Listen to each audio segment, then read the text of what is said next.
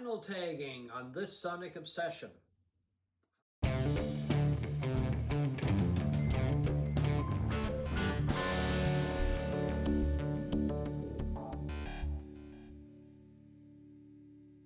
Hi folks, I'm John Whidden. Right beside me is my colleague Steve McLeod, and today we're going to do the latest vinyl tag, catching up with 20 questions, and a little late with this, but what the heck, it's all for fun.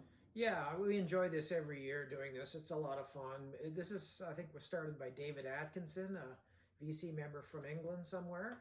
And they're always fun, and the questions are good. And we're a little late to the game because John was gallivanting all over the place.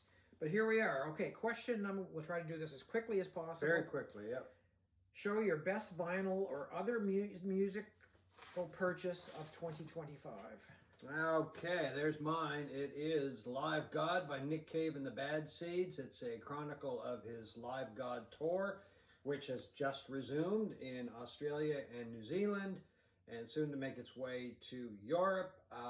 Just a wonderful double album, and just full of energy, and Nick is at his best. So that's my best purchase. This came late. It actually came out 1st of December. So mine actually wasn't a purchase. It was something that somebody gave to me. My friend, we did a few episodes on my friend Derek Toth, who died, and he left me hundreds and hundreds of CDs, box sets, vinyl. And this is the original Canadian edition of Wish You Were Here by Pink Floyd. It's my favorite Pink Floyd album, and this thing sounds otherworldly, which you would want it to be for Pink Floyd. It is arguably one of the best sounding pieces of vinyl I own. Yeah. It is almost holographic, and it is, for a 50-year-old album is strangely quiet. I don't know what it is. You've talked about this a couple times. Yeah, just a fantastic sounding record. Have you been able to compare it to the new edition? No, I don't have any other edition except I do have the gold CD version, which is incredible too, but that is an amazing sounding disc, the original Canadian. Okay. Question number 2. I always get lost in this every year. I'm going to have to keep track of which ones we're on. Number 2, share your favorite live musical experience of 2025. I've talked about it a few times. It was Nick Cave and the Bad Seeds in Toronto. Energetic concert. Nick was in top form. The Bad Seeds were in top form. Just a wonderful, wonderful concert. You just kind of went somewhere else for about 2.5 hours, and it stayed with me, and I think it will stay with me forever. It was just such a powerful performance. Mine was, and I talked about this last week, was the Steven Wilson, the live concert in Quebec City in November. I went with my wife, and it was the live concert for this album, The Overview, which is full-on prog. I mean, the combination of incredible otherworldly music played by incredible musicians in just a wonderful old theater in one of the most beautiful cities in North America, Quebec City, was a combination that's very hard to beat. Yeah, exactly. So question number 3. Number 3, your vinyl collection in 10 years' time. Is it bigger, smaller, or about the same? Oh, I think it's going to be smaller. I will be pushing, in 10 years, I'll be pushing 80. Chances are I'm not going to listen to a lot of stuff that I listened to when I was 20, so I will probably have either sold it or given it to somebody if they're interested, and I probably just won't have a lot of interest in listening to it a lot, and I probably won't be buying as much over the next 10 years. I don't know, but I'm going to say smaller. I'm going to say the same, smaller. I'm not sure I'll be around in 10 years. And I just think, I don't know if I can leave all of this to my wife and trust her that she won't leave it on the curb when I'm gone. Well, if I'm still around, you know where I'll make your collection bigger. How's that? Okay, that's fine. Okay, number 4, you move into a new home and you play one record turned up to 11 to announce your arrival. Which is it? It is Stay With Me by The Faces, from A Nod Is As Good As a Wink to a Blind Horse. I mean, it's just one of those songs that it has to be played loudly, and it sounds better when it's played loudly, and it makes you feel good. And if you're moving into a new house, you want something to get the energy going, and Ronnie and the boys would deliver with Stay With Me. Well, I'm not sure I play it at 11 because you don't want to piss your neighbors off the first second you move in. But my choice, Keep the windows closed. my choice, of course, would be Ziggy Stardust, my favorite album. I'm not going to talk about this again, but on the very back of it, he says to be played at maximum volume. So whatever David wants, David gets. That's true, yes. Okay, next question. Hang on now. Giddy up now. Yep. Show 2 albums, one each for your favorite male and female singers. Okay, this is the second album by Warren Zevon. I love every album Warren made. I would probably say this is my favorite, at least today. It's usually either this one or Excitable Boy. I think Warren Zevon was one of the great singers of all time, one of the great songwriters of all time. And my favorite singer, yeah, I shouldn't say my favorite singer, one of my very top favorite singers, Laura Nyro. And this album, Eli and the 13th Confession. I always get the title of this album. Yeah, Eli and the 13th Confession. This is just a brilliant album, as are all her albums, but this one's really upbeat. She, too, was a great singer. She, too, was a tremendous songwriter, and love them both. My 2 would be for female favorite vocalist. This was a tough one for me, but I'm going to go with Linda Ronstadt. I knew you would say Linda Ronstadt. Heart Like a Wheel. I think it's her best album. The title track, which is written by 2 Canadians, Kate and Anna McGarrigle, is fantastic, and I think Linda's version is the definitive version of that, even though it's a cover. Yeah. Just an incredible voice, and she was hot as hell to boot, you know? Oh, there you go. And for male, I really struggled with this. There was a number of people I thought of, but Marvin Gaye. He's got a voice like melted butter. Yeah, great choice. And it's a great album, and Marvin Gaye and Linda Ronstadt. Okay, we like to have fun here. Show your top 3 soul dance records. Well, I don't have them. I didn't bring them along with me, but I would say number 1 would be "Reach Out, I'll Be There" by the Four Tops. I think the Four Tops were just one of the most soulful groups ever. The lead vocals of Levi Stubbs were, you couldn't touch Levi. I mean, he was one of the great, if not the greatest soul singers. And I'm going to say even better than Marvin Gaye, because this guy was tremendous.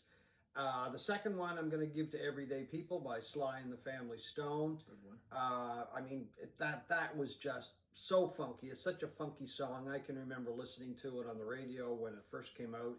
And easy to sing along, easy to move along with, and yeah, just a tremendous song. And my third choice, and it just slips my mind. That's why I have to write things down, you know. Oh, of course, how could I forget? Another song from Motown, Stevie Wonder's "Superstition." Mm-hmm. I mean, what can you say about Superstition? Just a tremendous, tremendous song. My 3, and they're from my collection, would be "That's the Way of the World" by Earth, Wind and Fire. A very funky, danceable, catchy combination of Good great, band, great pop, great and band, great R&B. dance band. Yep. Number 2 would be Michael Jackson's "Off the Wall." You know, Michael Jackson, but he made some great music. Yeah. And number 3 is Average White Band. Oh, that was a good choice. Yeah, I mean, Pick Up the Pieces. Pick Up the Pieces, great funk from a great Scottish band. Yeah. All right. If you had to pick only one album from each of the last... No, sorry, a real stinker. I missed one already. A nominated track you hate from an album you love. Okay, I love this album, Ram, by Paul McCartney. Sometimes it says Paul McCartney, Paul and Linda McCartney. What does it officially say? Because you see a lot of things. I think it's just Paul. Yeah, it is Paul and Linda McCartney. I always say just Paul McCartney, but it's a great album. Paul McCartney, of course, one of the great songwriters of all time. But Monk, Mary, Moon, Delight on this album, it's just... I like it. Oh, it kind of bounces around a lot. But I like it's, it. Okay, I could do without it on the album. Let's put it that way. I know McCartney. McCartney likes to do these songs that are, you know, kind of whimsical and kind of fun and that kind of thing. But you can't stand that song up against Uncle Albert, Admiral Halsey, that No, kind of but the thing. reason I like it is he screams in it. He's got, that's the great thing about McCartney. He has one of the great ballad voices of all time, but he's a screamer like the best rock and rollers of all time. That's what I didn't like. One of the things I don't like about it. So anyway. I was actually looking for the other McCartney album. What was it that has Ebony and Ivory on it? What? Oh yeah, that was that was a duet with Michael Jackson, and it was no, it was Stevie Wonder. There's Stevie Wonder. Sorry, it was not Flaming Pie. No, it was. I think it was just called McCartney. No, it wasn't. Okay. Anyway, and it's just slips my. Okay, if it's that would have been my. Well, that's up there one as of the well. most cloying, ridiculous songs of all time. Not ridiculous, but it brings out the worst of McCartney's tendencies for sappiness. Yeah, I know what you're gonna. You're gonna Obla Dee Obla Da, right? No. Oh, okay. Revolution 9. Oh, number 9. Okay. Number 9. Because a lot of people don't like Obla Dee Obla Da. Well, that's kind of a sappy song too, but it is. Revolution 9 is just the avant-garde song that John and Yoko did that is just unlistenable. Well, it actually was really close with my album and a stinker on the album. I was down between McCartney and Kiss Kiss Kiss off Double Fantasy.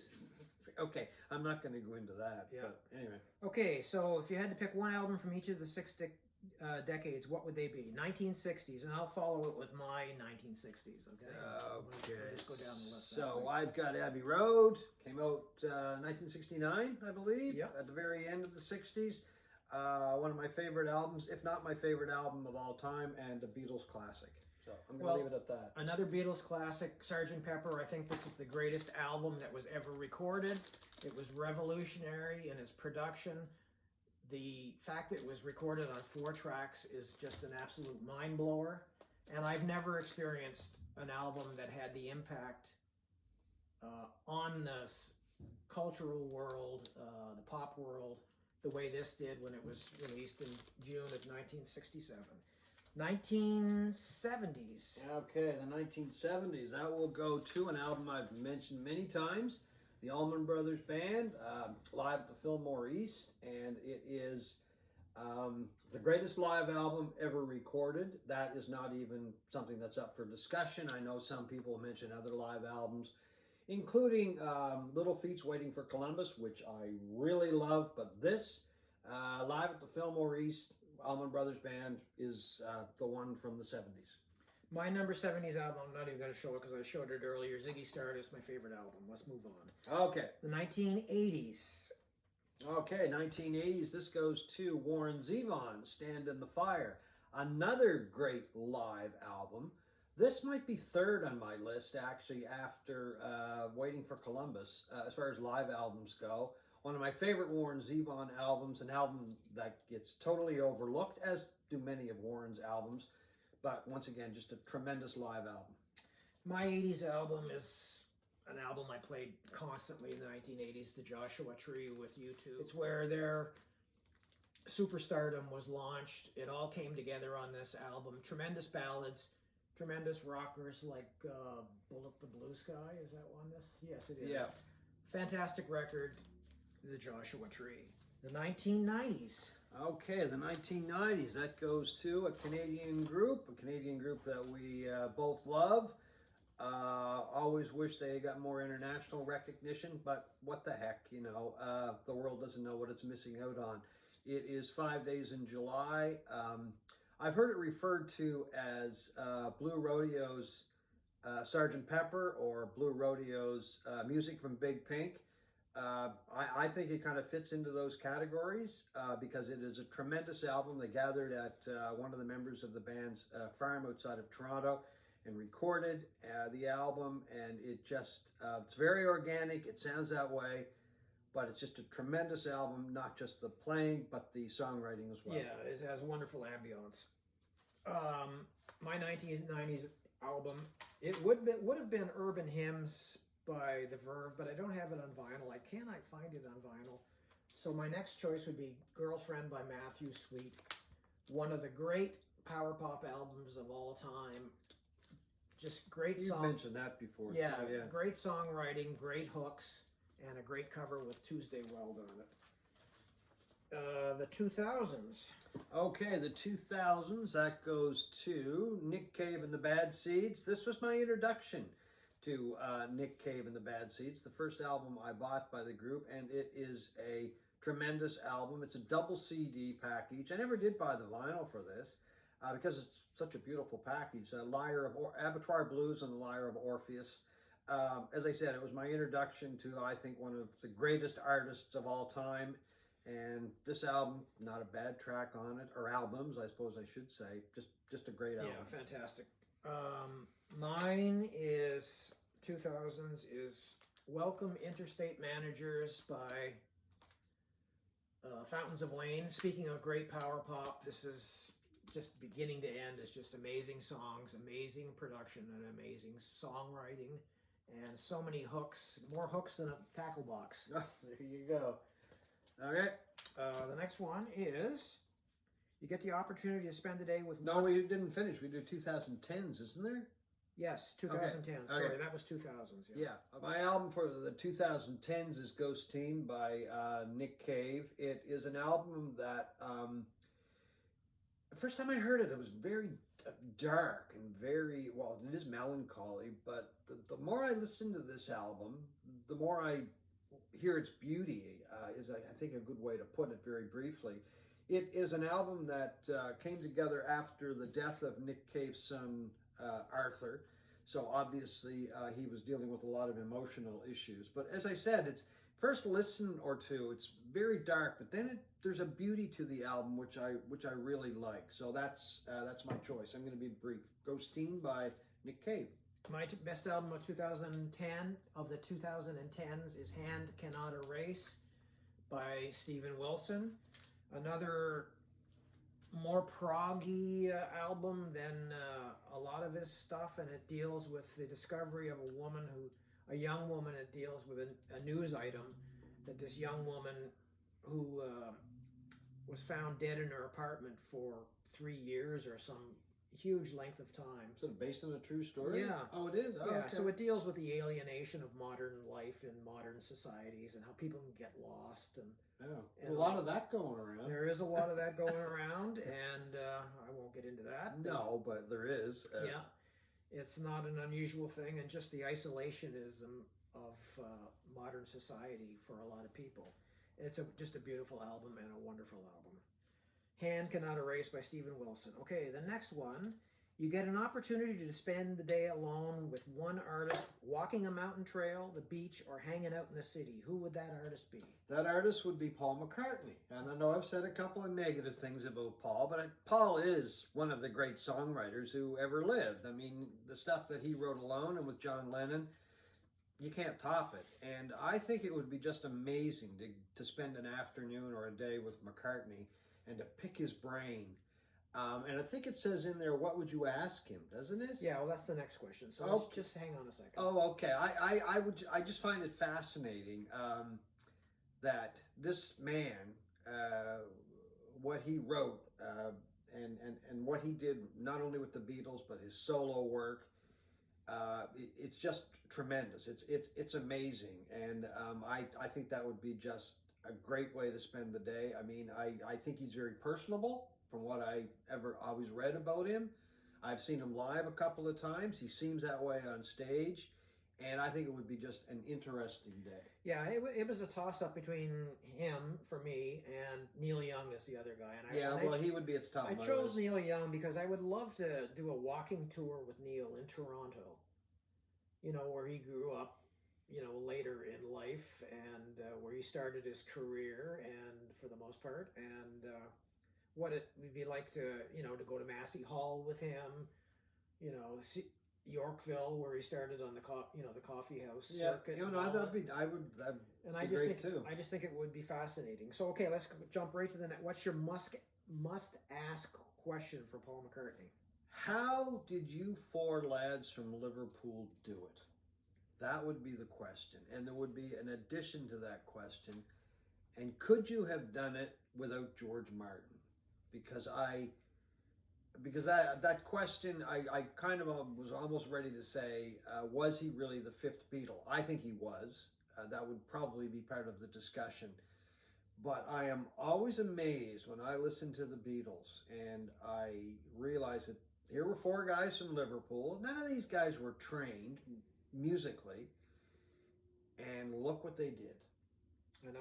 I mean, it's mind-boggling. It is. It's mind-boggling. In a 7-year period, really. Yeah, and I think that George Martin was the navigator, and that's been said over the years. And the more I've read and the more I listen to the Beatles, I see that as well. But I'd like to get that from Paul himself. So, Paul, if you're listening, get in touch. For me, my must-ask question of Neil Young would be, and I have to preface it first, he seems to be very nostalgic, Neil Young. He talks about his past a lot. He talks about his childhood a lot. Songs like Helpless are songs about his childhood in Omemee and places like that in Northern Ontario. My question would be, and he seems to be getting more in touch with his Canadianness as he gets older. Yeah. And I'm going to ask him a very morbid question, but I think he would answer it. Neil, where are you going to be buried? Okay. If you are going to be buried, or where are your ashes going to be scattered, if that's what you choose to do? Is it? And I hope he answers Canada. I just want him to come home at some point in his life again. I think he will. At least part of him. I can see some of his ashes being spread in Might Canada. be a weird question to ask him, but that's what I've been wondering about in recent years. Okay. Okay. Show a record that contains a track that always brings a tear to your eye.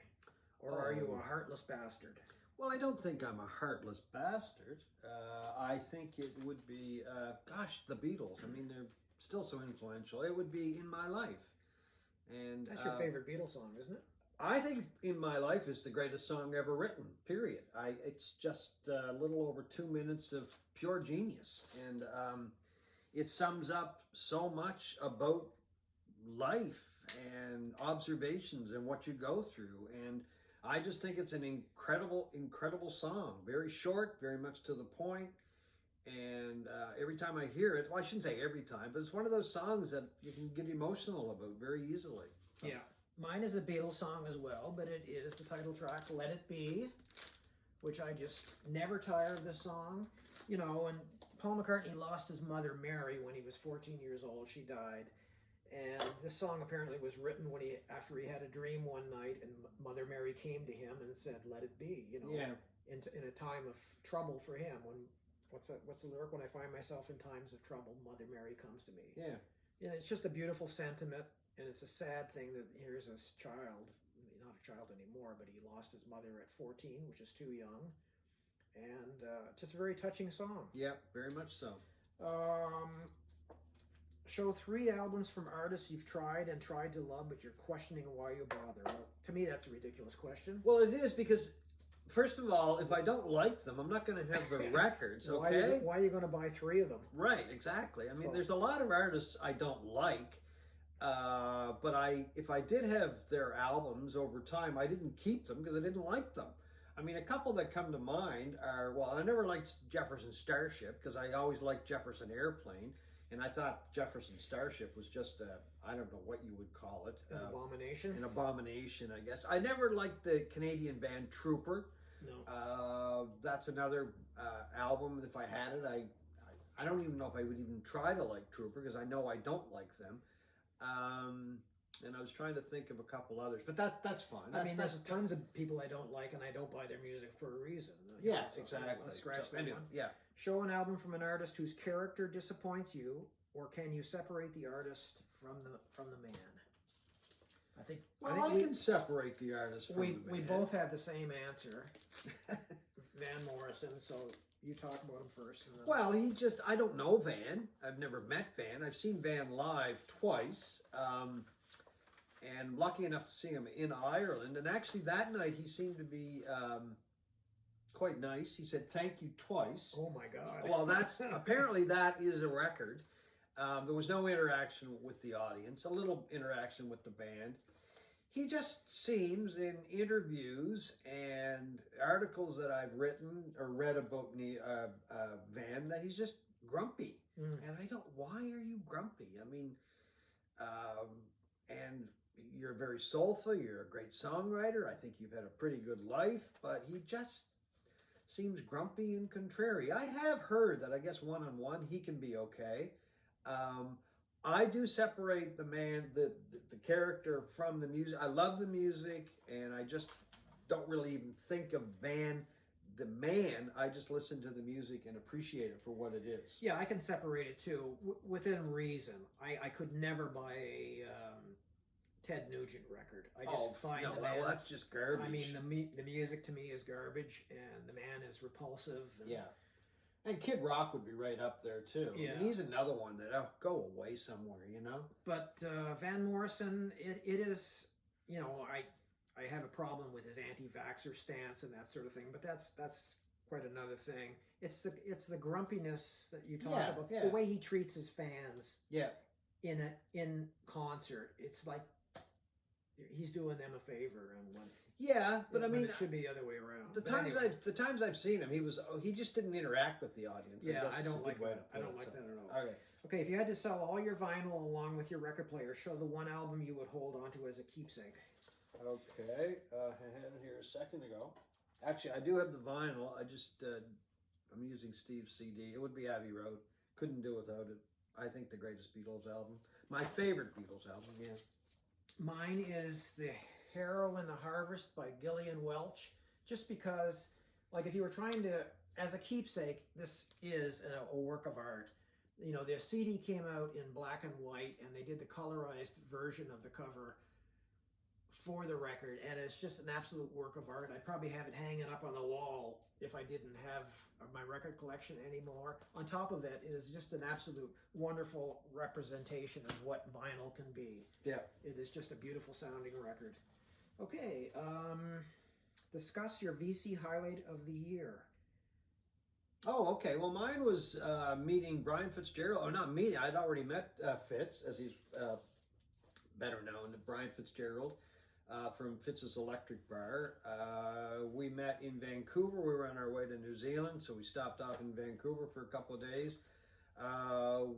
Fitz picked us up, went to his place for a bit, saw his collection, which was really cool to see, and met with him and his wife, Mari, had a beautiful visit. Then we went and had a lovely dinner and just kind of picked up our conversation the last time we'd met when he was here in Halifax, and it was just a wonderful evening. You know, as I said, saw his records, we talked music, and had a really nice dinner. So, anyway. Well, mine is Brian Fitzgerald as well, but it's being interviewed by him for his series of interviews he did with certain channels within the VC, and we were one of them. Oh, that's right. Yeah. Shows, you know, that seems like a long time ago. Yeah. It was just a wonderful. It was fun. It was contentious at times. Oh yeah, but that's fun. It was It was embarrassing at times when I compared Gilmour's guitar solos to an orgasm, but that's me. And anyway, it was a lot of fun. So, thank you, Fitz, for the wonderful night in Vancouver, and of course the interview too. Your favorite musical biopic? I'm going way back, and it is the Buddy Holly story. From was it the 70s, the 80s, and it starred Gary Busey. And I love that movie. It may be dated by now, but I can't really see how, because of course it was done years after Buddy Holly died. But it really gave me an appreciation of the music from that era, which of course was the 50s. And it really gave me an appreciation of Buddy Holly and some of the things that he did and the music that he and the Crickets put together and going into the studio, and the fact that he was so adamant that it be done his way. And I just really came away from that movie with a much deeper appreciation of Buddy Holly, and something that still lasts today. So the one that sticks with me, and I talked about it briefly in our last episode, is 24-Hour Party People, a film by Michael Winterbottom in England of the Manchester music scene. And I watched it again yesterday, and it's hilarious. It stars Steve Coogan, who is a very hilarious guy, as Tony Wilson. Tony Wilson maybe still be a TV presenter with Grenada, or I don't know how they pronounce it. Grenada, I believe. Grenada in England. Yeah. And he had a weekly music show, and he was the first guy in England to start showing punk groups like the Sex Pistols and the Buzzcocks and Okay. the Stranglers, all these guys. And he eventually ended up starting a nightclub called The Factory, which became Factory Records, which signed Joy Division. They actually didn't sign anybody. He had no contracts with these guys, but began putting out albums by Joy Division, New Order, Happy Mondays. And it's just an amazing film that captures the drugs, the insanity, the madness of that scene, and the music. Wonderful movie. If you've never seen it, 24-hour party, people. I have seen it. It is a good movie, yeah. Give 3 reasons why jazz matters, and show a favorite album. It matters because it's music. It matters because a lot of jazz, not all of jazz, it's very good music. It's experimental, it's free form. A lot of the artists take risks and try new things, very creative. But overall, it matters because it's a form of music that has a deep history. It keeps evolving, and I enjoy listening to jazz artists. Yeah, I love it for the musicianship, obviously, the artistry, and the sound quality. There's nothing better than these jazz albums from the 50s and 60s. The recording quality, the Rudy Van Gelder's production of a lot of these albums. And my favorite jazz album, you didn't show your favorite. Oh, well, okay. Mine is I Love Sabrina. I just think it's a tremendous work of art. But I like that album too, but probably my favorite would be Bitches Brew by Miles Davis. I do like a kind of blue and in a silent way, probably equally as well as equal to this one, but that's the one that jumps out. Question 18. You're an innocent man or woman on death row. They give you one last musical request. What would you ask for? I would ask Bob Dylan to come to my cell and sing "Knocking on Heaven's Door." That's what I would request. Because hey, if I'm going out, I might as well go out with a little bit of laugh and just a really good song too. Well, actually, we think a lot alike, because I was thinking exactly the same thing. Not the exact same song, going out with a laugh. And I would choose, especially depending on the type of execution. If I'm being electrocuted, guillotine, or even hanging, it can be quite messy. Oh yeah. I would choose "Don't Stand So Close to Me" by the Police, and go out with a laugh. Okay. Okay, you're going to sell your favorite artist to a new listener. Show one essential album and explain why they should take time for it. Okay, well, I'm going to show, actually, okay, there's Abbey Road by the Beatles. That's an essential album. Here's another essential album by the Beatles, which is Rubber Soul. There are many essential albums by the Beatles. And to sell the Beatles to somebody, I would just say, go lock yourself in a room, listen to it. Listen to the Beatles from day one to right up till they broke up, and you will see the evolution of, I think, a group of men that were highly musically intelligent. That's you don't have to say that, but geniuses, I guess, because they just hit the nail on the head with so many pieces of work. And I mean, they really formed the foundation, I think, of modern popular music. Absolutely. And it's still there. Nobody has ever surpassed the Beatles, I think, as far as music goes. And they broke down a lot of barriers. They set a very high standard for a lot of musicians, a lot of songwriters. And I would just say, go listen to it, go listen to the music, and try to listen to it chronologically, because you will see the growth of masters. And I say masters because the Beatles were 4 people.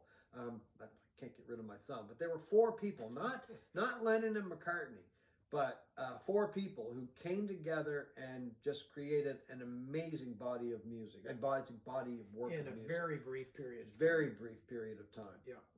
Okay.